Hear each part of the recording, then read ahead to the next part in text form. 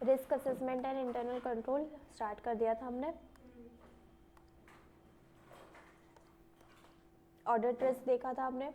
क्या होता है audit risk? Audit risk means the risk that the auditor gives an inappropriate audit opinion. मतलब जब मटीरियली मिसस्टेटेड है और ऑडिट ओपिनियन क्या, फाइनेंशियल स्टेटमेंट मटीरियली मिसस्टेटेड है और ऑडिटर ने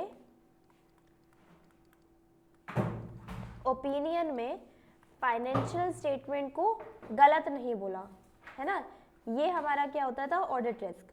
लेकिन ना याद रखना कभी इसका उल्टा होगा ना तो वो ऑडिट रिस्क नहीं होगा। मतलब फाइनेंशियल स्टेटमेंट में मटीरियल मिसस्टेटमेंट नहीं थी, मटीरियल मिसस्टेटमेंट नहीं थी, लेकिन तभी भी ऑडिटर ने क्या बोला कि मटीरियल स्टेटमेंट है, ये नहीं होगा ऑडिट रिस्क। क्या समझ रहे हो, बात को समझ रहे हो?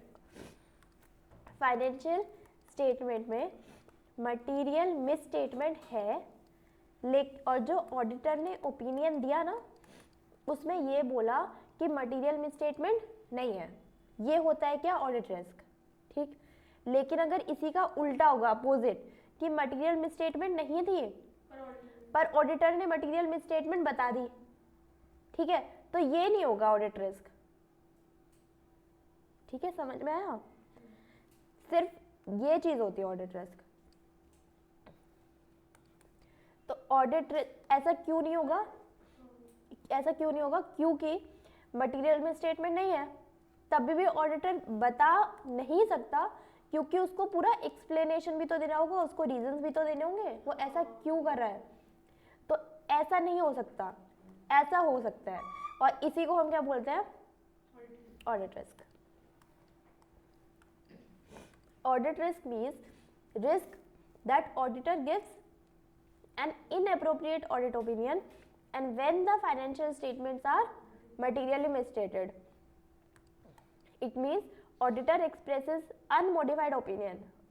Opinion उसने correct दे दिया और हमारी statement क्या थी? materially misstated थे। ये हमने देखा था। risk of material misstatement में क्या देखा था हमने? SA 200। एक ना एक पेज पे जिस भी कॉपी में नोट्स बना रहे हो ना उस नोटबुक के लास्ट पेज पे ना ऐसे बना लो, ऐसे 200 लिख करके उसका वो लिख लो, हेडिंग लिख लो, states risk of material misstatement. फिर अगर कोई और ऐसे आएगा तो उसका नंबर लिख करके उसकी हेडिंग लिख लेना, तो ऐसे आपकी साथ में लिस्ट रेडी हो जाएगी, है ना। अभी लिख लो ऐसे 200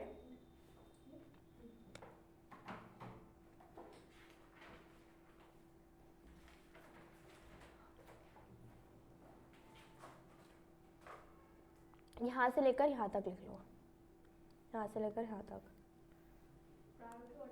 हाँ, यहाँ तक। मतलब ऐसे 200 के अंदर ये लाइन डिफाइन होती है। States that risk of material misstatement is a risk that financial statements are materially misstated prior to the audit.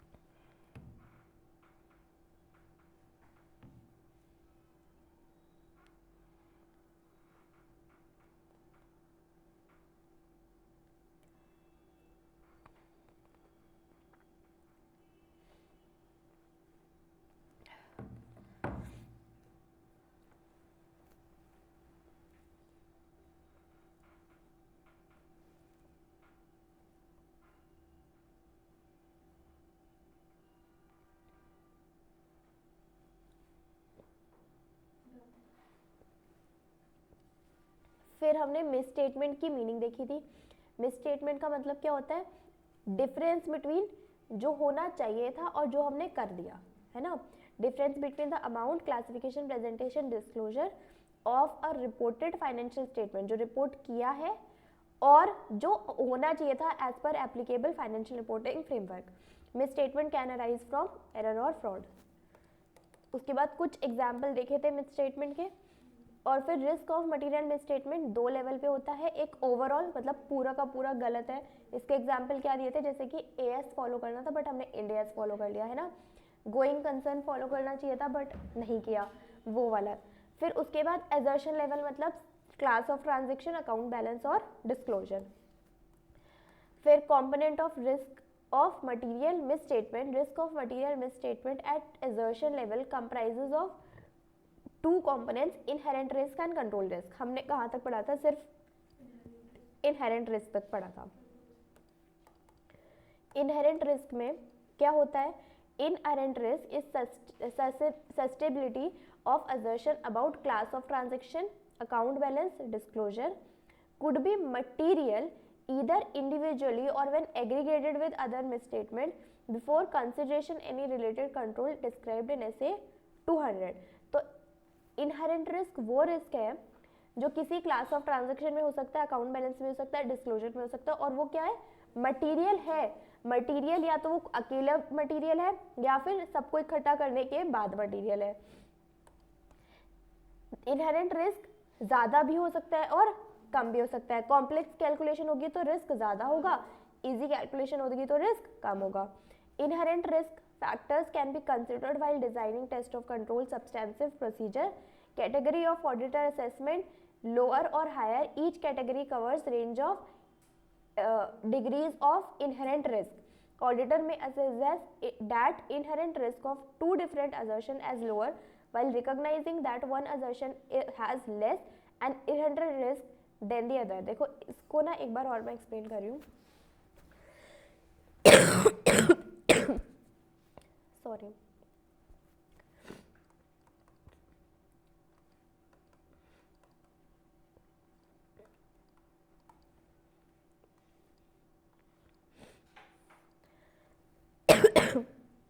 ये ना हम रिस्क को क्लासिफाई कर रहे हैं. हमने बहुत सारे ट्रांजैक्शन लिखे जिसमें बहुत ज़्यादा रिस्क था.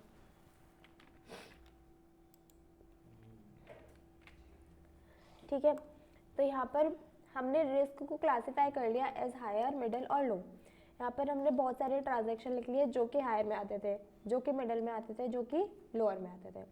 ठीक, अब ये लोअर में 2 जगह पर हमने रिस्क लिखा है. ठीक है, सपोज हमने एक ये रिस्क लिख दिया कोई भी एक्सपेंडिचर में, सपोज ऑफिस एक्सपेंसेस में. दूसरा हमने लिख दिया डेप्रिसिएशन पे. ठीक है, अब ऐसा हो सकता है कि इसमें भी आपस में ये दोनों में भी डिफरेंस हो. मतलब हमने इसको एक कैटेगरी में तो डाला है, लेकिन इधर भी लो रिस्क में भी हो सकता है इसमें कम हो और इसमें ज़्यादा हो. ये बोल रहे हैं. एक बार दोबारा रीड करो इसको.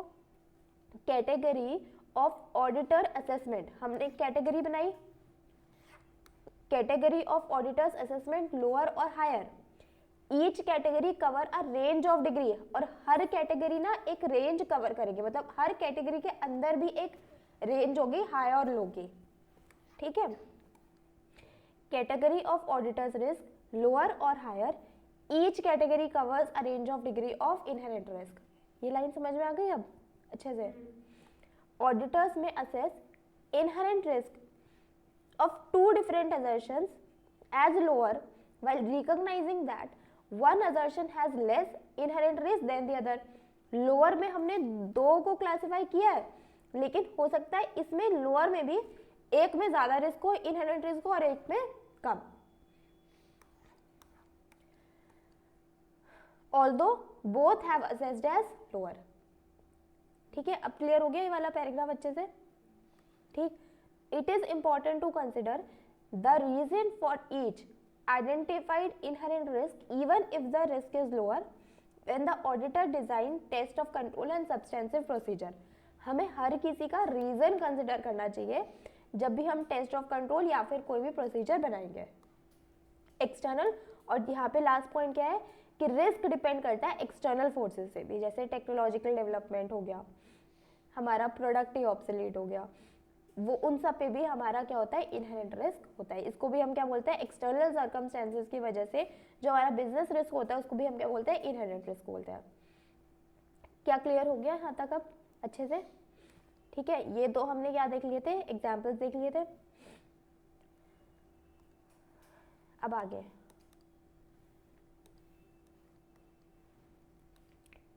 Control risk. In accordance with SA 200, control risk is the risk that misstatement that could occur in an assertion. assertion मतलब किसी क्लास ऑफ ट्रांजेक्शन में, अकाउंट बैलेंस में या फिर डिस्क्लोजर में, that could be material either individually or when aggregated with other misstatement will not be prevented, detected or corrected on timely basis by the entity's internal control.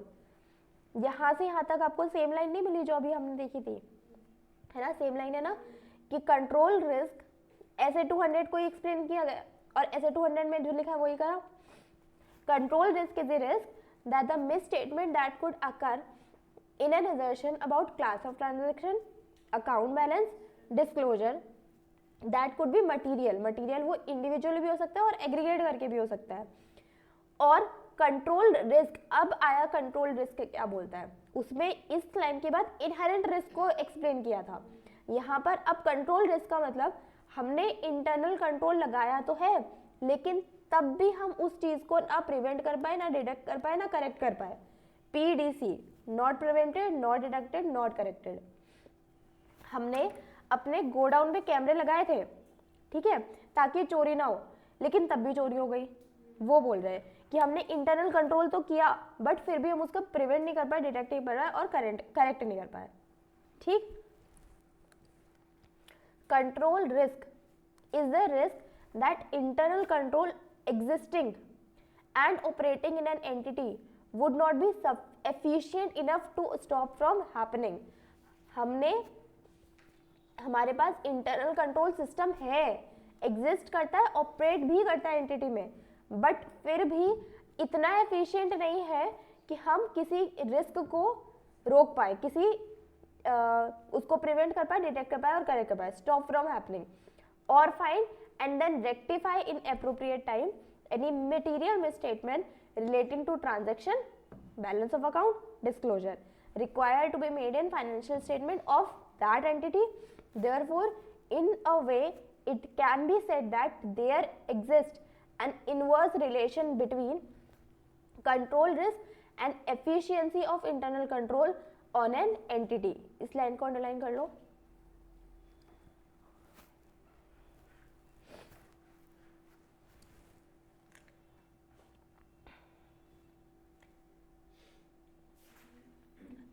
यहाँ पर क्या लिखा है, it can be said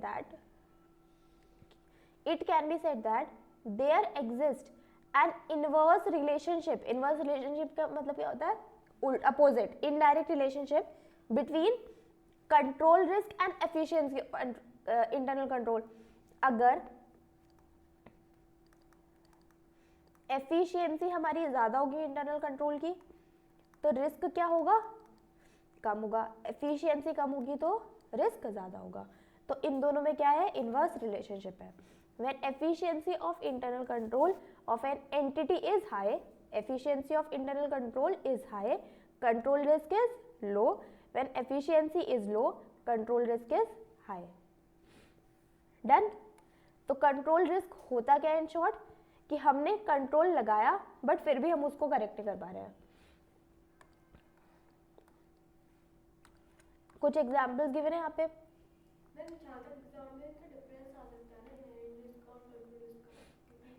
एक आपको case study दे देंगे, जैसे example लिखे है ना, ऐसे एग्जाम्पल दे देंगे और पूछेंगे कौन से टाइप का रिस्क है, इनहेरेंट है, कंट्रोल है या फिर डिटेक्शन रिस्क है। हाँ, तो कंट्रोल रिस्क जो है ना इंटरनली तो वर्क करेगा क्योंकि उसमें इंटरनली लिखा हुआ है, मतलब एक्सटर्नली कोई वर्क नहीं करता है ना। एक्सटर्नल अफेयर से नहीं कुछ लेना देना इसे, वो एक्सटर्नल वाला पॉइंट इसमें था, इनहेरेंट रिस्क में था। A company has devised control that cash and checkbook should be kept in locked safe and access is granted to authorized personnel only. There is risk that control is being followed. हमने control लगाया कि हमारा जो cash और chequebook है ना, हम उसको सेफ जगह पे लॉक करके रखेंगे और चाबी किसी ऑथराइज पर्सन को देंगे, लेकिन तब भी रिस्क है अगर हमने ये चीज़ फॉलो नहीं करी, चाबी किसी और के पास पहुंच गई, किसी ने डुप्लीकेट बना ली, किसी ने चोरी कर ली, तो वो क्या हो गया, हमारा कंट्रोल रिस्क हो गया, ऐसे टाइप का risk.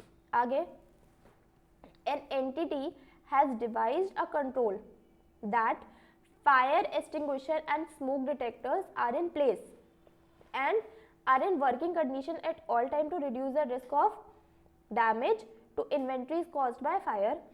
There is risk that fire extinguisher in place are expired and not being refilled. Similarly, there is a possibility that smoke detectors are not working. हमने अपने premises पे फायर एक्सटिंग्विशर लगाए थे, school के building पे नहीं लगे होते जगह जगह फायर एक्सटिंग्विशर्स, लेकिन अब वो फायर एक्सटिंग्विशर सालों साल से वैसे के वैसे ही लगे रहते हैं। स्कूल वाले क्या चेक करते हैं उसको, एक्सपायर हुए, वो फील्ड भी है नहीं है, पता नहीं भाई, आपको तो नहीं पता, ठीक है। तो अगर वो एक्सपायर निकले, आग लगी और तब एक्सपायर हमें पता लगा, वो फील्ड ही नहीं थे हमें पता लगा, तो ये क्या हो गया, रिस्क हो गया हमारा, है ना। हमने कंट्रोल करने की कोशिश की थी बट कंट्रोल नहीं हो पाया। आगे, company has devised a control relating to petty cash that item of expenditure is only less than 10,000. Class 11th में एक बनाते थे ना, कैश बुक चैप्टर होता था, उसके अंदर पेटी कैश बुक बनाते थे। पेटी कैश बुक में क्या होता था कि हम सपोज एक कैशियर है, कैशियर को हमने एक छोटा अमाउंट देते हैं, जैसे 10,000 रुपये दे दिया, हाँ, फिर 10,000 रुपये में उसको पूरे महीने खर्चे करने हैं, तो हमने उसको एक बैलेंस दे दिया 10,000 का, वो पूरे महीने छोटे मोटे खर्चे करेगा, यानी कि बहुत बड़े। तो वो करता है, फिर लास्ट में कुछ बैलेंस बचता था, सपोज 4,000 रुपये बच गया, तो फिर हम उसको 6,000 रुपये देते थे, ऐसे करके बना देते ना। तो वही है कि a company has devised a control over to petty cash that item of expenditure जो लेस देन 10,000 है वो करेगा। तो उसने क्या करा, 10,000 10,000 10,000 करके 4 खर्चे कर दिया और 40,000 रुपये का खर्चा कर दिया, तो ये क्या हो गया, गलत हो गया, वहाँ पे कंट्रोल को फॉलो नहीं किया गया, इसी को हम बोलेंगे कंट्रोल रिस्क, ठीक। Next, detection risk. SA 200 defines detection risk as the risk that procedures performed by the auditor to reduce audit risk to an acceptably low level will not detect a misstatement that exists and that could be material either individually or when aggregated with other misstatement. Auditor audit करने गया, उसने sample basis पे audit करना है, sample basis में उसने audit करा, जैसे ये हमें इसका पूरा का ऑडिट करना है, ठीक है, सैम्पल बेसिस पे हमने करा, तो हमने ये इतना ले लिया, इतना ले लिया, इतना ले लिया, ठीक है। अब जो मटेरियल मिसस्टेटमेंट थी ना, वो इस पोर्शन पे थी, वो क्या चेक कर पाएगा, नहीं चेक कर पाएगा, तो वही होता है डिटेक्शन रिस्क कि ऑडिटर ऑडिट करने गया, लेकिन उसने वो वाला पोर्शन ही छोड़ दिया और मटेरियल मिसस्टेटमेंट इतने पे ही थी और उसने यही वाला पोर्शन छोड़ दिया, तो ये क्या होता है, डिटेक्शन रिस्क होता है। वो तो सैम्पल बेसिस पे ही करेगा ना, उसने जिस पोर्शन का ऑडिट करा वो करेक्ट थे, लेकिन ये इतना सा एक पोर्शन था जहाँ पे मटेरियल मिसस्टेटमेंट थी और वो उसने चेक नहीं करा, वो उसने सैम्पल में लिया नहीं, तो ये होगा detection risk. SA 200 defines detection risk as a risk that procedure performed by the auditor, auditor ने प्रोसीजर परफॉर्म किया रिस्क को रिड्यूस करने के लिए लो लेवल पे, will not detect a misstatement, वो डिटेक्ट नहीं कर पाया एक मिसस्टेटमेंट को जो एग्जिस्ट करती थी और जो कि मटेरियल थी इंडिविजुअली या फिर एग्रीगेट करने के बाद। क्लियर हो गया? For example, auditor of the company uses certain audit procedure for the purpose. इसको समझने के लिए ऐसे ही बना लेना ताकि आपको याद आ जाए एकदम से देख के। जब नोट्स बनाओ या अभी बना लो, नोट्स बनाओगे तो उसमें कर लेना। Of obtaining audit evidence and reducing audit risk, but there still will remain a risk that audit procedures used by the auditor may not be able to detect misstatement which by nature is material, then that risk is known as detection risk. Repeat करके लिखा है दोबारा से वही line, ठीक। Detection risk comprises sampling risk और non sampling risk. इसको ना हम डिटेल में नेक्स्ट चैप्टर में पढ़ेंगे, ठीक है, इसको अभी नहीं देख रहे हम। Example of detection risk could include sizeable, sizeable मतलब बड़ा amount, sizeable work in progress inventories are expected in financial statement of a company, however auditor of the company does not devote time to attending inventory count, instead he choosing rely upon alternative audit procedure। अब work in progress का audit करना था, inventory का audit करना था, auditor को audit करना चाहिए था वहां जाकर के इसे काउंट करके 1 2 3 4, लेकिन उसने दूसरे ऑल्टरनेटिव ऑडिट प्रोसीजर पे रिलाय करना चाहा, उसने उसको चूज करा, तो हो सकता है वहाँ पे गड़बड़ निकल जाए। मतलब ऑल्टरनेटिव ऑडिट प्रोसीजर हो सकता है उसने बिल्स देख लिए है ना, उसने सिस्टम पे उसने टैली में देख लिया, तो उसने दूसरे प्रोसीजर को फॉलो कर लिया इंस्टेड ऑफ खुद से काउंट करके, तो ये क्या हो गया, डिटेक्शन रिस्क हो गया। अब वहाँ पे कुछ गड़बड़ होगी, बुक्स में तो सही है, एक्चुअल में गोडाउन पे जाके देखेंगे तो वहाँ पे इतनी इन्वेंट्री है ही नहीं, तो वहाँ पे डिटेक्शन रिस्क हो जाएगा। तो ये हो गया हमारा डिटेक्शन रिस्क। ये जो दिया है ये इसी पे ऊपर वाले पे, इसको हम डिटेल में नेक्स्ट क्लास मतलब नेक्स्ट क्लास में नेक्स्ट चैप्टर में पढ़ेंगे।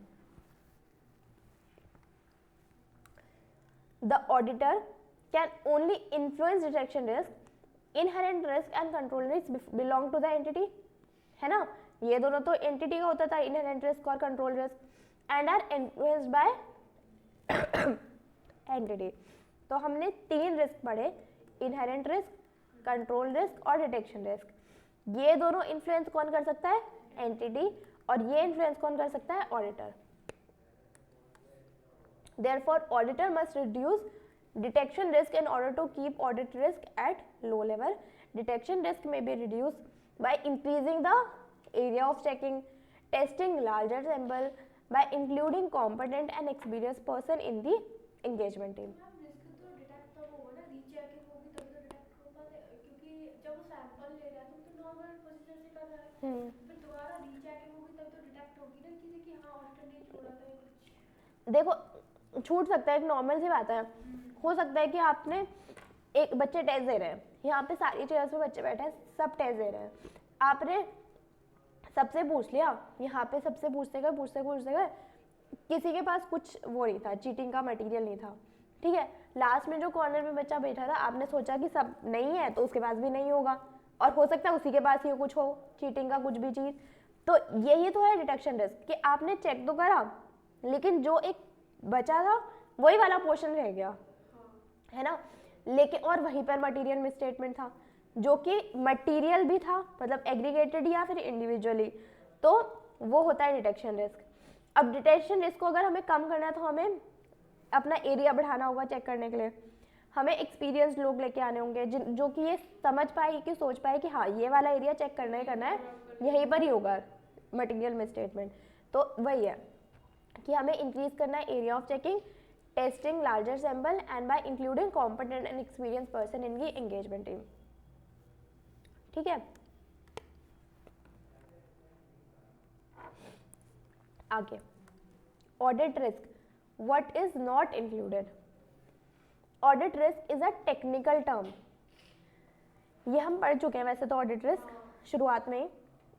Audit risk is a technical term related to process of auditing. It does not refer to auditor's business risk such as loss from litigation, adverse publicity, other events arising in connection with the audit of financial statement. ये बोल रहे हैं कि audit risk technical term है, इसका मतलब ये नहीं है कि हमें बिजनेस में रिस्क है या फिर कि हमें कोई लॉस हो रहा है या फिर हमें एडवर्स पब्लिसिटी मिल रही है, मतलब नेगेटिव एडवर्टीजमेंट हो रहा है हमारी कंपनी का, या फिर इन सब की वजह से जो चीज़ें अकर हो रही हैं, वो ऑडिट रिस्क नहीं है। ऑडिट रिस्क तो ये है कि मटेरियल मिसस्टेटमेंट था बट फिर भी उसको हमने अनक्वालिफाइड ओपिनियन दे दिया, मतलब हमने उसको चेक नहीं किया ठीक से, है ना, तो वो होता है audit risk. For the purpose of standard of auditing, audit risk does not include the risk that auditor might express an opinion that the financial statement are materially misstated when they are not. अब यहाँ पर वही बात लिखी है जो मैंने बोली थी, मटीरियल मिसस्टेटमेंट नहीं थे, लेकिन फिर भी हमने उनको मटीरियल मिसस्टेटमेंट बता दिया, उसको भी हम क्या नहीं बोलते, रिस्क नहीं बोलते। For the purpose of standard of auditing, audit risk does not include risk that auditor might express an opinion that financial statement are materially misstated when they are not. Financial statement opinion क्या दे दिया, materially misstated है जबकि वो नहीं थे, इसको भी हम रिस्क नहीं बोलते हैं। सिर्फ रिस्क हम किसको बोलते हैं, मटीरियल मिसस्टेटमेंट है, बट हमने नहीं बताया।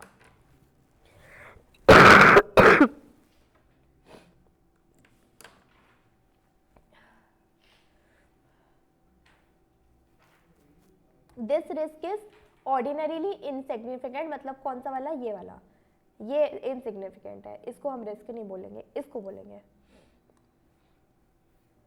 इसको ना आप अभी अपनी लैंग्वेज में लिख लो, कुछ भी, मतलब जिसे आपको समझ में आ रही है, तो बाद में आपको कंफ्यूजन क्रिएट होगी इसमें। वो लिख लीजिए सलोनी।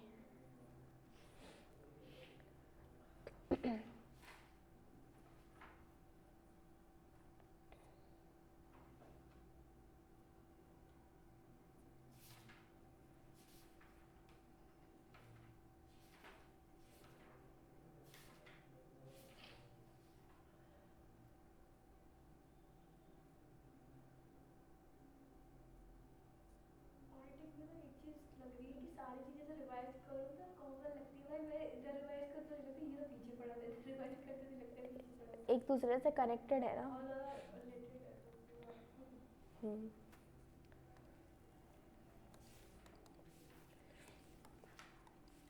Assessment of risk a matter of professional judgement, हम रिस्क को किस तरीके से असेस करेंगे, बस एक ऑडिटर की जजमेंट होती है, ठीक है।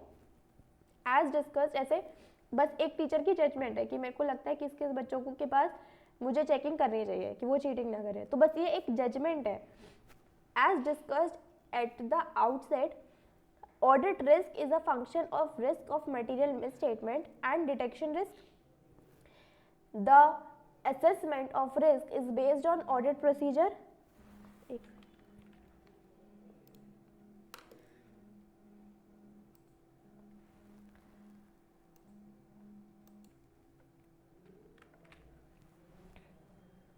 As discussed at the outset, audit risk is a function of risk of material misstatement and detection risk. The assessment of risk is based on audit procedure to obtain information necessary for the purpose and evidence obtained throughout the audit.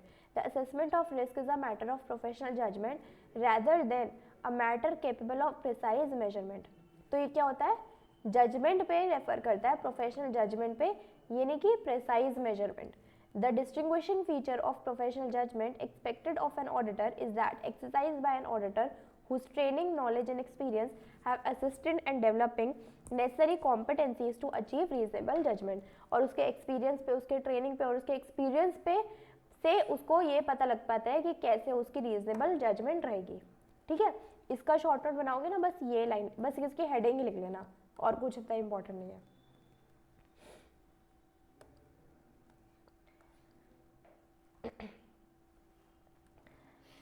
Audit risk is the risk that auditor gives an inappropriate audit opinion when financial statements are materially misstated. Misstatement थे, inappropriate audit opinion दे दिया, उसको हम audit risk बोलते हैं. Function of risk of material misstatement and detection risk. Auditor business risk such as loss of litigation, इन सबको हम risk नहीं बोलते. Risk of auditor might express an opinion that financial statement are material misstatement when they are not, इसको भी नहीं बोलते. तो audit risk, risk of material misstatement दो तरीके का होता है, इनहेरेंट रिस्क, कंट्रोल रिस्क. दूसरा होता है डिटेक्शन रिस्क, जिसमें दो टाइप्स होते हैं, जिसमें हमने डिटेक्शन रिस्क ऐसा ओवरऑल तो पढ़ लिया, लेकिन अभी ये दोनों चीज नहीं देखी है, ये हम देखेंगे.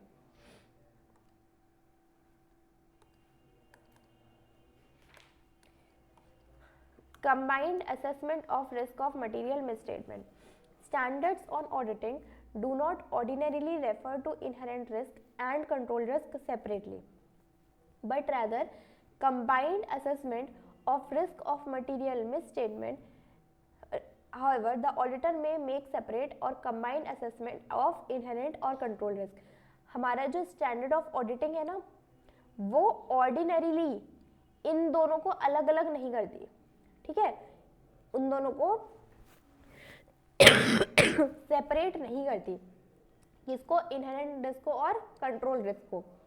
यहाँ पर हम देख रहे हैं ना, रिस्क ऑफ मटेरियल मिसस्टेटमेंट दो पार्ट्स आते हैं, लेकिन as per standard of auditing वो इसको कंबाइन करके रखता है, इसको ऐसे अलग अलग नहीं करता, ठीक है, लेकिन ऑडिटर चाहे तो उसको सेपरेट कर सकता है। Standard on auditing do not ordinarily refer the inherent risk and control risk separately but rather to a combine assessment, combine करके क्या बोलते हैं इसको, risk of material misstatement. However, लेकिन ऑडिटर चाहे तो उसको सेपरेट और कंबाइन असेसमेंट, मतलब उसकी मर्जी है, सेपरेट भी कर सकता है और कंबाइन असेसमेंट भी कर सकता है इनहेरेंट और कंट्रोल रिस्क का, depending on preferred audit technique और methodology and practical consideration. The assessment of risk of material misstatement may be expressed in quantitative terms such as percentages or in non-quantitative term। तो जो risk of material misstatement है वो auditor चाहे तो quantitative terms में भी express कर सकता है और नॉन क्वांटिटेटिव टर्म्स में भी एक्सप्रेस कर सकता है। मतलब क्वांटिटेटिव में हमने रिस्क को बताया, सपोज हमने बता दिया कि हाँ 20% 30% ऐसे ऐसे हो सकता है, ठीक है, एक, और नॉन क्वांटिटेटिव टर्म्स में हमने बता दिया हाई लो मीडियम ऐसे करके। In any case need for the auditor to make appropriate risk assessment is more important than different approaches by which they may be made. तो वो अप्रोच क्या follow कर रहा है, इससे इम्पोर्टेंट है कि उसने अप्रोप्रिएट रिस्क असेसमेंट को फॉलो किया है, ठीक है। It can be concluded that the above from the above that audit risk is equal to risk of material misstatement into detection risk, ठीक है ना। ऑडिट रिस्क इन सबको मिलकर के बनता है। रिस्क ऑफ मटेरियल मिसस्टेटमेंट क्या होता है, इनहेरेंट रिस्क और कंट्रोल रिस्क, और डिटेक्शन रिस्क मल्टीप्लाई कर दिया तो फिर ये दोनों एक ही चीज़ है। इसको एक्सपैंड करके लिखा है, इसको एक्सपैंड किए बिना लिखा है, ठीक है। यहाँ पर है क्या मतलब, इन शॉर्ट कि स्टैंडर्ड ऑफ ऑडिटिंग इनको अलग अलग नहीं करता, रिस्क ऑफ मटेरियल मिसस्टेटमेंट के अंदर इनहेरेंट रिस्क और कंट्रोल रिस्क को अलग अलग नहीं करता, लेकिन ऑडिटर चाहे तो अपनी टेक्निक्स को यूज करते हुए, अपने मेथड्स को यूज करते हुए इन दोनों को अलग कर सकता है। डन। दूसरी बात, वो एक्सप्रेस कर सकता है risk of material statement in quantitative और नॉन क्वांटिटेटिव टर्म्स। इलस्ट्रेशन 1 पे आ जाओ। XYZ Limited is engaged in the business and running several stores dealing in variety of items such as ready-made garments for all season, shoes, gift items, watches, etc. There are security tags on each and every item. Moreover, inventory records are physically verified on monthly basis. Discuss the type of inherent control and detection risk as perceived by the auditor। हमें ये बताना है कि यहाँ पे आपको inherent risk कहाँ दिखता है और कंट्रोल रिस्क कहाँ दिखता है और डिटेक्शन रिस्क कहाँ दिखता है। इसके अंदर सिर्फ जो ये एग्जाम्पल दिया इसके अंदर इनहेरेंट और कंट्रोल तो है क्योंकि सिर्फ एंटिटी की बात की गई है, लेकिन डिटेक्शन रिस्क देखें तो नहीं है, क्योंकि डिटेक्शन रिस्क किस पे होता है, इन्फ्लुएंस बाय ऑडिटर होता है। ऑडिटर की तो कोई बात की ही नहीं गई एग्जाम्पल में। तो इनहेरेंट रिस्क क्या होगा, because items have been misappropriated by employee. अगर ये जो आइटम है अलग अलग, ये एम्प्लॉय ने मिसअप्रोप्रिएटेड कर लिए, एम्प्लॉय ने कुछ गलती कर दी, तो ये क्या होगा, रिस्क ऑफ इन्वेंट्री रिकॉर्ड्स गलत हो जाएंगे, तो ये होगा इनहेरेंट रिस्क। कंट्रोल रिस्क क्या है कि सिक्योरिटी टैक्स वगैरह है, लेकिन फिर भी अगर कंट्रोल, इंटरनल कंट्रोल तो है, सिक्योरिटी टैक्स इंटरनल कंट्रोल तो है, बट फिर भी अगर कुछ गड़बड़ हो गई, कुछ चोरी हो गई, कुछ भी हो गया, तो वो क्या हो गया, कंट्रोल रिस्क हो गया, ठीक है। और डिटेक्शन रिस्क को अगर एक्सप्लेन करें तो auditor checks the efficiency and effectiveness of various control system in place. He would do that by making observation, inspection, inquiry, etc. In addition to these, the auditor would also employ sampling technique to check few sale transactions from beginning to end. However, despite all these procedures, auditor may not detect the items which have been stolen or misappropriated. ठीक है, auditor check तो करेगा, लेकिन auditor उसको तो detect नहीं कर पाएगा जो चोरी हो गया या फिर जो मिसअप्रोप्रिएटेड है, ठीक है ना। अब वहाँ पर जैसे सपोज स्टार्टिंग में हमारे पास आइटम्स वॉच थी 100 वॉच थी, ठीक है, लास्ट में हमारे पास बची है 20, तो फिर वो तो ये सोचेगा ना कि 80 सेल हो गई है ना, ऑडिटर तो ये सोचेगा। अब लेकिन 80 में से बीच में 2 वॉच चोरी हो चुकी थी, स्टोलन हो चुकी थी, तो वो तो ले नहीं पाएगा, उसको डिटेक्ट नहीं कर पाएगा, तो वो क्या होता है हमारा detection risk. Done. Exam illustration 1, illustration 2। A partnership firm of chartered accountants, HT and Associate, was appointed to audit the books of account of Wind and Ice Limited for the financial year 2020-21. There was a risk. Accounts की book में भी ना ऐसे ही लिखना चाहिए इनको year, वो जो एक्स एक्स करके लिख देते हैं ना वो सही नहीं होता। इसी वाले में आया है, न्यू में, ओल्ड वाले में था पहले। अच्छा। There was a risk that HT and Associates would give an inappropriate audit opinion if the financial statement of Wind and Ice Limited are materially misstatement. Assess the risk mentioned in the question. The risk mentioned in the question is known as audit risk because risk that auditor of the company will give an inappropriate audit opinion if the financial statement are materially misstatement are known as audit risk. Audit risk को explain कर दिया। Test your understanding number 1, एक बार खुद से देखो, इसके अंदर आपको शायद बताना है कि कौन सा रिस्क है, तो जो भी हमने 3 रिस्क पढ़े आपको बताना है कौन सा रिस्क है, तो 1 2 3 तीनों एक बार रीड करके बताओ।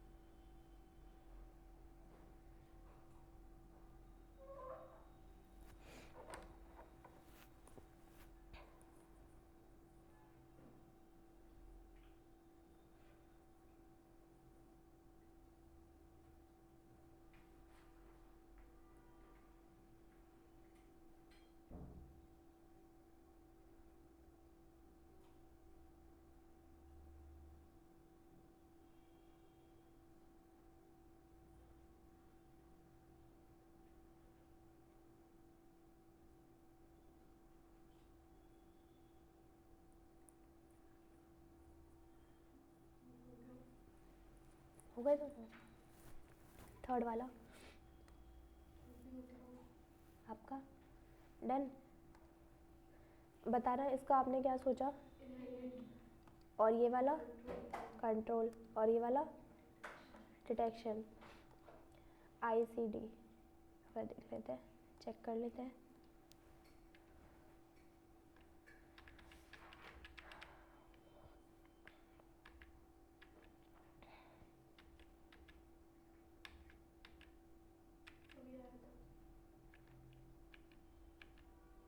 ये रहा।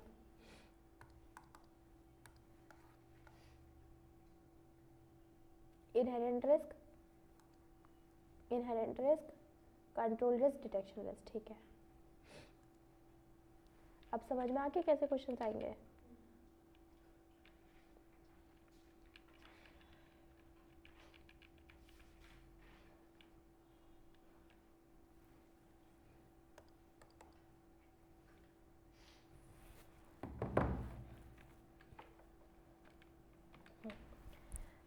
Identifying and assessing the risk of material misstatement.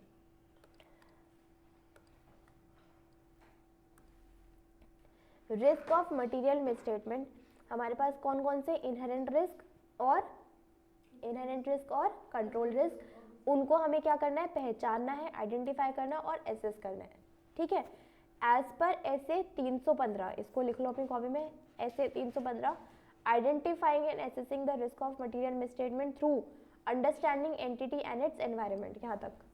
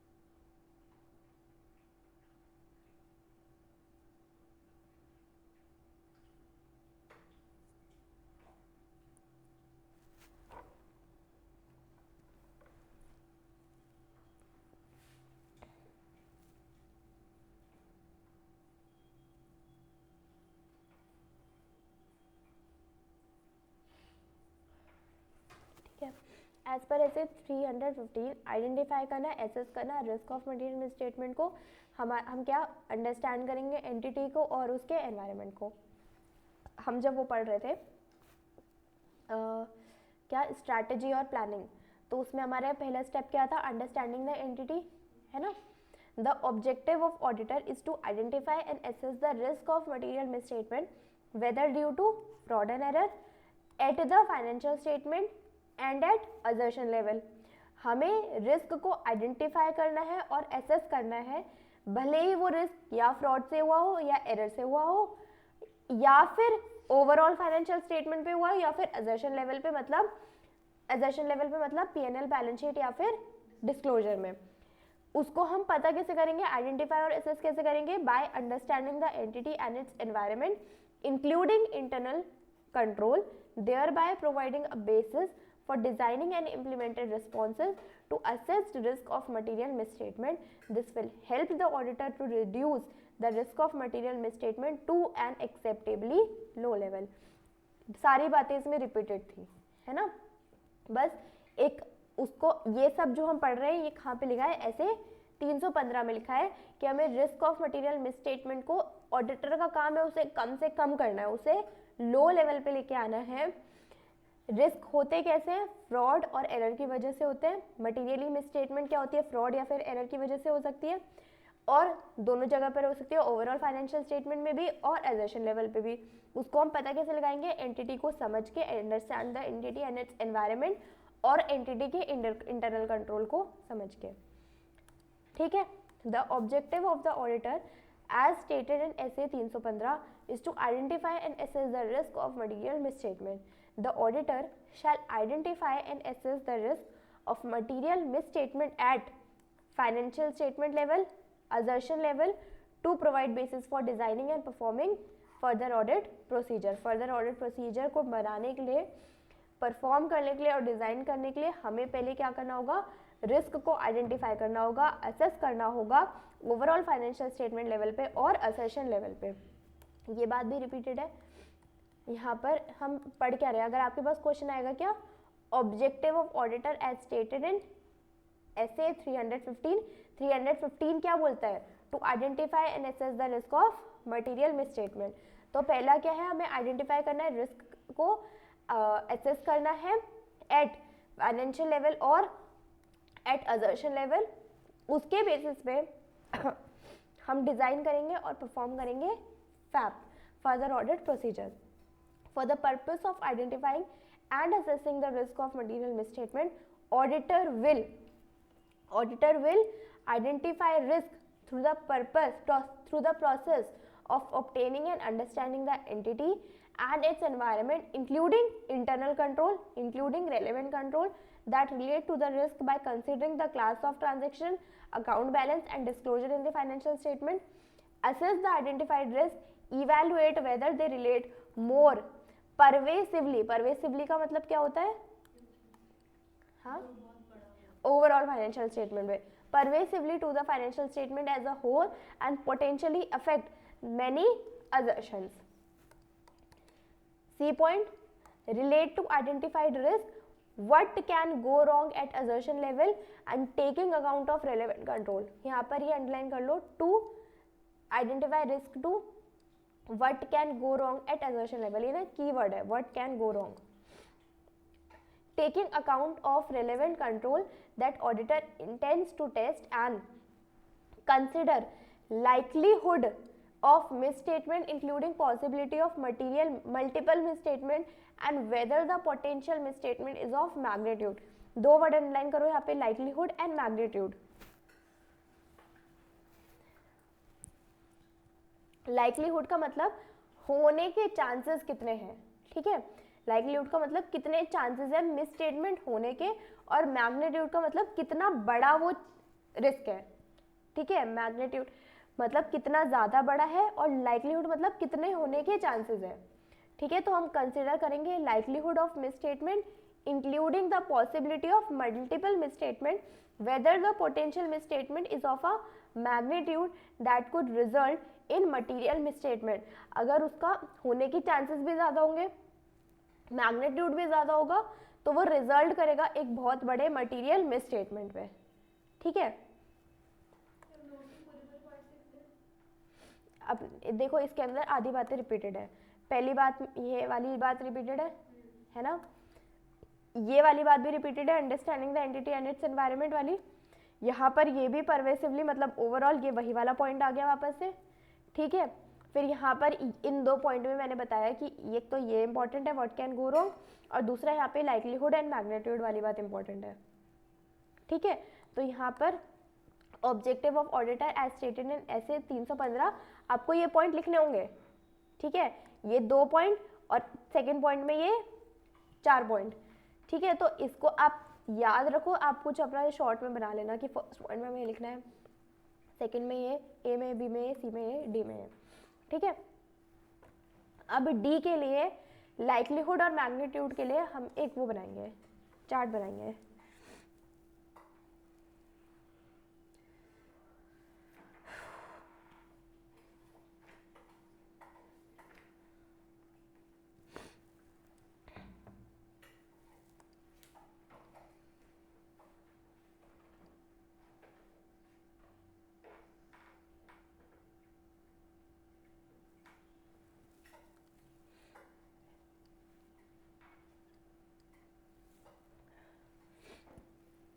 Suppose हमने यहाँ पे ले लिया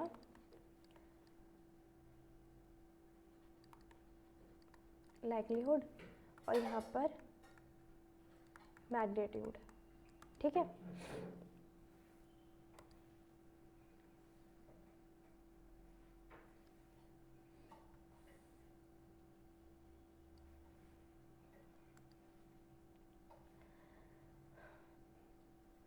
हमारा लाइकलीहुड भी कम है और हमारा मैग्नीट्यूड भी कम है, हमारा लाइकलीहुड भी कम है और हमारा मैग्नीट्यूड भी कम है, तो इसको हम बोलेंगे इनसिग्निफिकेंट रिस्क. उतना इम्पोर्टेंट नहीं है, इनसिग्निफिकेंट है, क्योंकि लाइकलीहुड भी कम है और मैग्नीट्यूड भी कम है, होने के चांसेस भी कम है और उतना बड़ा इफेक्ट भी नहीं डालने वाला, ठीक है. चांसेस ज़्यादा है लेकिन है नहीं उतना बड़ा, मतलब होने के चांसेस है बट फिर भी वो उतना बड़ा नहीं होगा, मैग्नीट्यूड उसका ज़्यादा नहीं होगा, तो यहाँ पे जाएगा लाइकलीहुड ज़्यादा है बट मैग्नीट्यूड अभी भी कम है, तो इसको हम क्या बोलेंगे, इममटीरियल.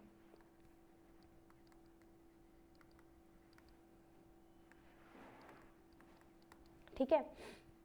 मैग्नीट्यूड ज़्यादा है बट लाइकलीहुड कम है तो ज़्यादा बड़ा रिस्क बट होने के चांसेस उसके कम है, तो उसको बोलेंगे मटीरियल रिस्क, ठीक है. लाइकलीहुड भी ज़्यादा और मैग्नीट्यूड भी ज़्यादा, ये होता है सबसे इंपॉर्टेंट, उसको बोलते हैं सिग्निफिकेंट रिस्क. ये है हमारा सबसे इंपॉर्टेंट सिग्निफिकेंट रिस्क. ऑडिटर को सबसे ज़्यादा ध्यान किस पे देना होगा, सिग्निफिकेंट पे, जहाँ पर लाइकलीहुड भी ज़्यादा है और मैग्नीट्यूड भी ज़्यादा है, ठीक है. ये बना लो.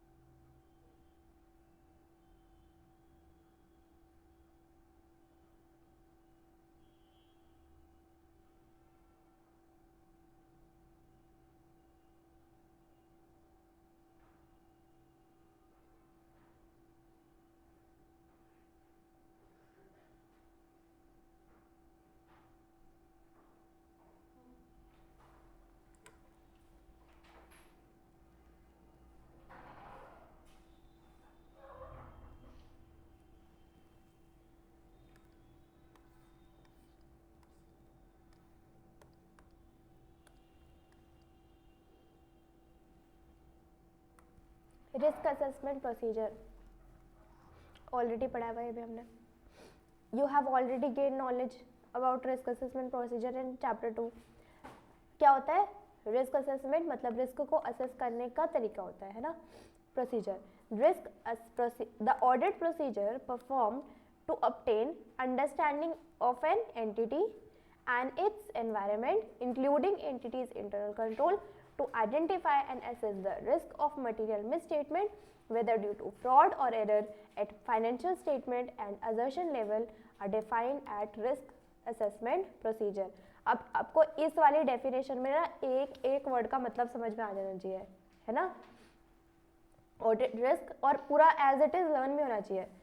Audit procedure performed to obtain an understanding of the entity and its environment, including entity's internal control. हम रिस्क को पता कैसे लगा पा रहे हैं? एंटिटी को समझकर, उसके एनवायरनमेंट को समझकर और उसके इंटरनल कंट्रोल को समझकर. फिर हम उसको आइडेंटिफाई करेंगे और रिस्क असेस करेंगे. किसको? रिस्क ऑफ मटेरियल मिसस्टेटमेंट को. रिस्क ऑफ मटेरियल मिसस्टेटमेंट में क्या क्या आ जाएगा? इनहेरेंट रिस्क और कंट्रोल रिस्क. वो हो सकता है फ्रॉड की वजह से हो या फिर एरर की वजह से हो, फाइनेंशियल स्टेटमेंट में जो होंगे, और या फिर असर्शन लेवल पे, मतलब ओवरऑल फाइनेंशियल स्टेटमेंट पे या फिर असर्शन लेवल पे, as defined as risk assessment procedure. Risk assessment procedure are a basis for identification. ये रिपीटेड है लाइन यहाँ पे. Identification and assessment of risk of material misstatement at the financial statement and assertion level. The auditor shall perform risk assessment procedure to provide a basis for identification and assessment of risk of material misstatement at financial statement and assertion level. Risk assessment procedure by themselves, however, do not provide sufficient appropriate audit evidence to which to base audit opinion. The risk to be assessed include both due to error or those due to fraud. What is included in risk assessment procedure? हमारे पास ना बहुत सारे audit procedure होते हैं, ठीक है. बहुत सारे प्रोसीजर्स होते हैं. बहुत सारे क्या बोलूँ, यहाँ पे 7 ऑडिट प्रोसीजर होते हैं. 7 ऑडिट प्रोसीजर में आपके पास यहाँ पे एक तो ये लिखा है इंक्वायरी, और एक ये लिखा है ऑब्जर्वेशन, और एक ये लिखा है इंस्पेक्शन. और भी होते हैं, ठीक. Inquiry of management and of others within the entity who in the auditor's judgment may have information that is likely to assist the identifying and risk of material misstatement due to fraud or error. तो पहले हम इसी को detail में पढ़ते हैं. What is included in RAP, Risk Assessment Procedure? तो पहला पॉइंट क्या है? Inquiry of management and others within the entity. हम रिस्क को असेस करने के लिए कौन से प्रोसीजर को फॉलो कर रहे हैं? तो हम मैनेजमेंट से इंक्वायरी कर रहे हैं या फिर एंटिटी के अंदर जो बाकी के लोग हैं उन सब से क्या कर रहे हैं? इंक्वायरी कर रहे हैं. तभी हम रिस्क को असेस कर पाएंगे, पता लगा पाएंगे. तो पहले पॉइंट में हम क्या कर रहे हैं? इंक्वायरी कर रहे हैं मैनेजमेंट से and others with in the entity. समझ में है ना? Much of the information obtained by auditor's inquiry is obtained from management and those responsible for financial reporting. तो यहाँ पर ऑडिटर इंफॉर्मेशन कलेक्ट कर रहा है, इंक्वायरी कर रहा है. किससे? मैनेजमेंट से और उन सब लोगों से जो फाइनेंशियल बनाने के लिए रिस्पॉन्सिबल थे. हाउएवर ऑडिटर में ऑल्सो, ऑडिटर चाहे तो और लोगों से भी इंक्वायरी कर सकता है. ऑडिटर चाहे तो इंफॉर्मेशन ऑब्टेन कर सकता है और a different perspective in identify the risk of material misstatement through inquiry of others within the entity and other employees with different level of authority. तो ऑडिटर रिस्क को assess करने के लिए inquiry कर रहा है. किससे? मैनेजमेंट से भी और बाकी लोगों से भी, मतलब एम्प्लॉयज वगैरह से भी. अब यहाँ पर ये हमारे पास दिए हैं एग्जाम्पल्स, ये सारे एग्जाम्पल. तो हम देख क्या रहे हैं? हम ये देख रहे हैं कि रिस्क असेसमेंट प्रोसीजर है कौन कौन से. ठीक है, यहाँ पर ये 7 मैंने रिस्क असेसमेंट प्रोसीजर का नहीं बताया था, ऑडिट प्रोसीजर का बताया था. ठीक है, हम यहाँ देख रहे हैं रिस्क असेसमेंट प्रोसीजर के कितने तरीके हैं. हम कैसे पता लगा सकते हैं, हम रिस्क को एनालाइज आइडेंटिफाई कैसे कर सकते हैं. तो उसमें पहला पॉइंट क्या है हमारे पास? इंक्वायरी करके मैनेजमेंट से और बाकी लोगों से एंटिटी के अंदर. ठीक, तो ऑडिटर चाहे तो मैनेजमेंट से पूछ, ठीक है, मैनेजमेंट से पूछताछ कर सकता है और एम्प्लॉय से भी पूछताछ कर सकता है। अब एग्जाम्पल देखते हैं, inquiries directed toward internal audit personnel may provide information about internal audit procedure performed during the year relating to design and effectiveness of entities internal control and whether management has satisfactorily responded to the findings from those procedure। तो inquiry यहाँ पर auditor किससे कर रहा है, internal audit personnel से कर रहा है, उस एम्प्लॉय से कर रहा है जो इंटरनल ऑडिट के लिए रिस्पॉन्सिबल था। ठीक है, उससे क्या कर रहा है, इंटरनल ऑडिट प्रोसीजर जानने की कोशिश कर रहा है, एंटिटी के इंटरनल कंट्रोल के बारे में जानने की कोशिश कर रहा है, उसके क्या क्या फाइंडिंग्स हैं, कैसे मैनेजमेंट रिस्पॉन्ड करता है उसके फाइंडिंग्स से, वो सब जानने के लिए कोशिश कर रहा है इंक्वायरी करके। किससे, इंटरनल ऑडिट पर्सोनल से। ठीक है, इस पॉइंट में अंडरलाइन कर लो, इंटरनल ऑडिट पर्सोनल। इंक्वायरी किससे हो रही है, इंटरनल ऑडिट, ये एग्जाम्पल है बस। फिर सेकेंड पॉइंट पे एम्प्लॉय से इंक्वायरी हो रही है, एम्प्लॉय को अंडरलाइन कर लो। Inquiry of employees involved in initiating, processing और recording complex and unusual transaction may help the auditor to evaluate appropriateness of selection and application of certain accounting policy। Employ से inquiry करेगा कि किस तरीके से वो ट्रांजेक्शन्स को रिकॉर्ड करते हैं, प्रोसेस करते हैं, इवेलुएट करते हैं और किस तरीके से कौन कौन सी अकाउंटिंग पॉलिसीज की को अप्लाई करते हैं। ठीक है, नेक्स्ट एग्जाम्पल में लिखा है, inquiry directed towards in house legal counsel. Underline करो, इन हाउस लीगल काउंसिल में provide information about such matter, जो कि लिटिगेशन है या फिर लॉ के लिए कंप्लायंस है, कोई रेगुलेशन, कोई भी फ्रॉड या फिर कोई सस्पेक्टेड फ्रॉड एंटिटी के बारे में, पोस्ट सेल ऑब्लिगेशंस क्या होती है, कोई भी अरेंजमेंट, लीगल क्या ऑब्लिगेशंस है कंपनी के ऊपर, वो जानने की कोशिश इंक्वायरी करेगा किससे, इन हाउस लीगल काउंसिल से। फिर इंक्वायरी करेगा किससे, मार्केटिंग और सेल्स पर्सोनल से, मार्केटिंग स्ट्रैटेजी के बारे में जानने के लिए, सेल ट्रेंड के बारे में जानने के लिए, कॉन्ट्रैक्चुअल एग्रीमेंट के बारे में जानने के लिए। इंक्वायरी किससे करें अब यहाँ पे, रिस्क मैनेजमेंट फंक्शन, मतलब कंपनीज के अंदर ना खुद के बिजनेस रिस्क को जानने के लिए, ऑपरेशनल और रेगुलेटरी रिस्क, यहाँ पर ऑडिट रिस्क की बात नहीं हो रही है, कंपनी के मैनेजमेंट की रिस्क की बात हो रही है, उसको भी समझने के लिए कंपनी ने पर्सोनल्स हायर करके रखे होते हैं, तो उसको रिस्क मैनेजमेंट फंक्शन को उन लोगों से बात करेगा जो इस रोल को इस फंक्शन को परफॉर्म करते हैं, वो उनसे इंक्वायरी करेगा कंपनी के क्या ऑपरेशनल और रेगुलेटरी रिस्क है उसको जानने के लिए।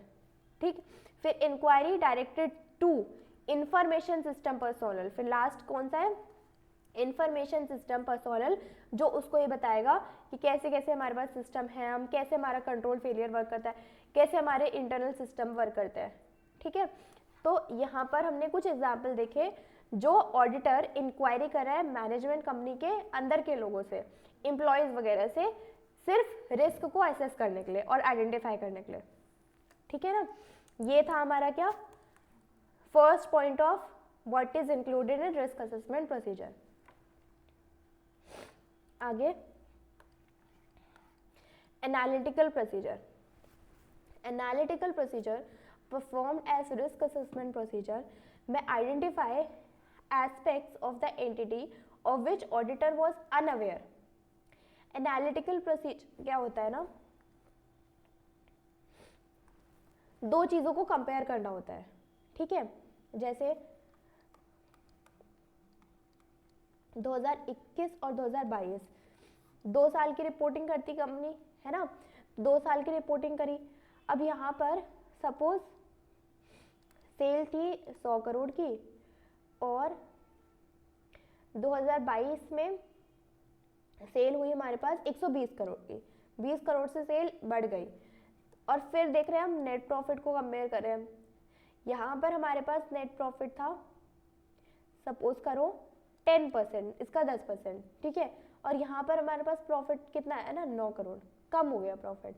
तो हम एनालिटिकल प्रोसीजर में क्या करते हैं, दो चीज़ों को आपस में कंपेयर करते हैं, वो नॉन फाइनेंशियल और फाइनेंशियल इन्फॉर्मेशन दोनों हो सकती है। यहाँ पर हमने एग्जाम्पल किसका लिया, फाइनेंशियल इन्फॉर्मेशन का। अब जिस चीज़ के बारे में ऑडिटर अनअवेयर था, उस चीज़ के बारे में उसको पता लगता है कि हमने यहाँ पर ऐसा ब्रॉडली देखा होगा प्लानिंग करते टाइम, तो ठीक है सब कुछ ठीक है, सेल्स इतनी है, नेट प्रॉफिट इतनी है, जब वो उसको इवैल्यूएट करने लगा, मतलब उसको डिटेल में देखने लगा, तो उसको ये पता लगा कि सेल्स तो बढ़ी है कंपनी की लेकिन प्रॉफिट कम हो गया, ऐसे कैसे हो गया, है ना। तो जिन बातों के लिए ऑडिटर क्या था, अनअवेयर रहता है ना, उस बातों का उसको पता लगता है और फिर वो रिस्क को एनालाइज कर पाता है, आइडेंटिफाई कर पाता है, ठीक है। और ये जो इंफॉर्मेशन है एनालिटिकल प्रोसीजर में फाइनेंशियल भी हो सकती है और नॉन फाइनेंशियल इंफॉर्मेशन भी हो सकती है। Analytical procedure performed as risk assessment procedure में आइडेंटिफाई एस्पेक्ट, वो वाले एस्पेक्ट निकालता है एंटिटी के जिसके बारे में ऑडिटर क्या था, अनअवेयर था, and may assist in assessing risk of material misstatement in order to provide a basis for designing and implementing responses to assessed risk। तो उसको जब पता लगता है उसके बाद वो रिस्क ऑफ मटेरियल मिसस्टेटमेंट को निकालता है। Analytical procedure performed as risk assessment procedure में include both financial and non financial information. For example relationship between sale and square footage of selling space or volume of goods sold. Analytical procedure may help identify the existence of unusual transaction events, amount, ratio, trend that might indicate matters that have audit implications. Unusual or unexpected relationship that are identified may assist the auditor in identifying risk of material misstatement, especially risk of material misstatement due to fraud. However, when such analytical procedure used data aggregated at high level, which may be the situation with analytical procedure performed as risk assessment procedure, the result of those analytical procedure only provide a broad initial indication about whether material misstatement may exist। ठीक है, अब यहाँ पर देखो क्या लिखा है। However, when such analytical procedure use data aggregated at high level, data को ना बहुत ज़्यादा एग्रीगेट मतलब आपस में जोड़ करके लिखा हुआ था, तो जब हम उस डेटा को हम पूरा ओपन करके लिखेंगे, हमारे पास सेल्स गिवन थी 100 करोड़ की, हमने फिर जब उसको ओपन अप किया ना, तब हमें क्या क्या बातें पता चली, हमने उसको सेग्रीगेट किया, उस एग्रीगेटेड डाटा को हमने सेग्रीगेट किया, ठीक है, तो हम उसका रिस्क आइडेंटिफाई कर पाएंगे और क्या क्या मटेरियल मिसस्टेटमेंट एग्जिस्ट करता है उसको हम निकाल पाएंगे। Accordingly, in such cases, consideration of other information has been gathered when identify the risk of material misstatement together with the result of such analytical procedure may assist the auditor in understanding and evaluating the results of analytical procedure। तो दूसरा तरीका हमारे पास क्या है, analytical procedure है। इसमें हम क्या करते हैं, जो ऑडिटर अनअवेयर होता है ना जिन चीज़ों के ऊपर, उसको भी निकालता है और उसको फिर उसके बाद उसको आइडेंटिफाई और असेस करता है किसको, रिस्क ऑफ मटेरियल मिसस्टेटमेंट को। तो ये हमारे पास दूसरा तरीका है क्या करने के लिए, रिस्क असेसमेंट प्रोसीजर को आइडेंटिफाई और असेस करने के लिए रिस्क असेसमेंट को। फिर third, observation and inspection, observe करके इंस्पेक्ट करके, ठीक है। Inquiry of management and also provide information about entity and its environment. Example of such audit procedure include observation और inspection of the following: entities operation, documents such as business plans and strategies, records and internal control manuals, report prepared by management such as quarterly management report and interim financial statements, those charged with governance such as minutes of board and directors meeting, entities premises and plant facilities। ये सब कुछ example देती है हमारे किसके, observation and inspection के। Observe करके, inspect करके एंटिटी के क्या क्या ऑपरेशन है, क्या उसके डॉक्यूमेंट रिकॉर्ड को देख के, इंटरनल कंट्रोल मैनुअल को देख के, कंपनी किस तरीके से अपना रिपोर्टिंग करती है, क्वार्टरली करती है, इंटरिम करती है, किस तरीके से करती है, मिनट्स को देख के, बोर्ड रिपोर्ट के, मीटिंग्स के, एंटिटी के प्रीमाइसेस, प्लांट फैसिलिटीज, इन सबको ऑब्जर्व करके, इंस्पेक्ट करके भी हम क्या कर सकते हैं, रिस्क को एसेस कर सकते हैं। समझ में आ गया, ठीक है। Information obtained by performing risk assessment procedure used as audit evidence. और फिर जो हम रिस्क असेसमेंट प्रोसीजर से इंफॉर्मेशन को ऑब्टेन करेंगे वो हमारे किसके काम आएगा, ऑडिट एविडेंस के। Information obtained by performing risk assessment procedure and related activities may be used by the auditor as audit evidence to support assessment of risk of material misstatement. In addition, Auditor may obtain audit evidence about class of transaction, account balance, disclosure and related assertion, and about operating effectiveness of control, even though such procedure were not specifically planned as substantive procedure or test of control. Auditor may choose to perform substantive procedure or test of control concurrently with risk assessment procedure because it is efficient to do so. risk assessment procedure करते time auditor और procedure को, test of control को भी साथ साथ में लगा सकता है, क्योंकि उससे उसका ऑडिट और ज़्यादा एफिशिएंट हो जाएगा. ठीक है, तो सिंपल सी बात है यहाँ पर क्या, जो इन्फॉर्मेशन हमने ऑब्टेन करी है bye performing risk assessment procedure, मतलब इंक्वायरी करके, एनालिटिकल प्रोसीजर करके और ऑब्जर्वेशन और इंस्पेक्शन करके, तो उसका ऑडिटर क्या करेगा, उसको यूज करेगा एज ऑडिट एविडेंस. ठीक है. Jojo limited is planning to list down Bombay Stock Exchange next year. As an auditor of Jojo Limited, identify any one reason of increased audit risk due to listing of company next year. Exam इसका answer देख लेते हैं. Question समझ में आ गया ना.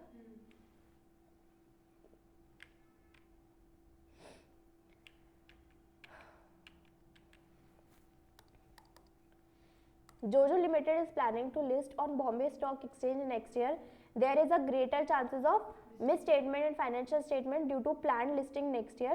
This could be possibly intentional manipulation of financial statement, क्योंकि वो अपने गुड रिस्पॉन्स के लिए क्या दिखाना चाहेंगे कि हमारे स्टेटमेंट बहुत अच्छे हैं, हमारे पास ज़्यादा प्रॉफिट्स है, ताकि उनको जब वो लिस्टिंग करने जाए तो ज़्यादा से ज़्यादा लोग उनके इसको परचेज करें, है ना.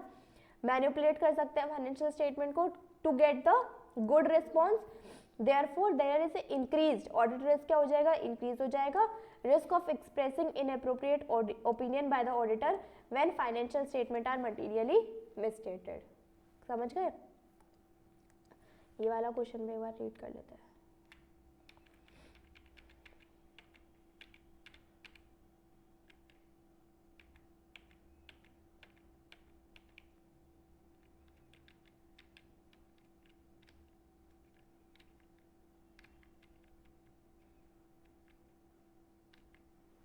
On pursuing financial statement of Jojo Limited put up for audit, it is observed that auditor that current ratio has improved 1.20 ratio 1 in preceding year. पिछले साल current ratio हमारी कितनी थी, इतनी थी. current ratio क्या होता है, current asset upon current liability. To this current ratio इतनी से इतनी हो गई. Identify what kind of risk assessment procedure are being performed. हम कौन सा risk assessment procedure हम यहाँ पे लगा सकते हैं. Has it any relation with listing of the company next year? क्या इससे रिलेशन है, हम अगले साल और लिस्ट जो कर रहे हैं हम उस पर कुछ रिलेशन है या नहीं है. ठीक है, क्वेश्चन समझ में आया ना ये वाला भी.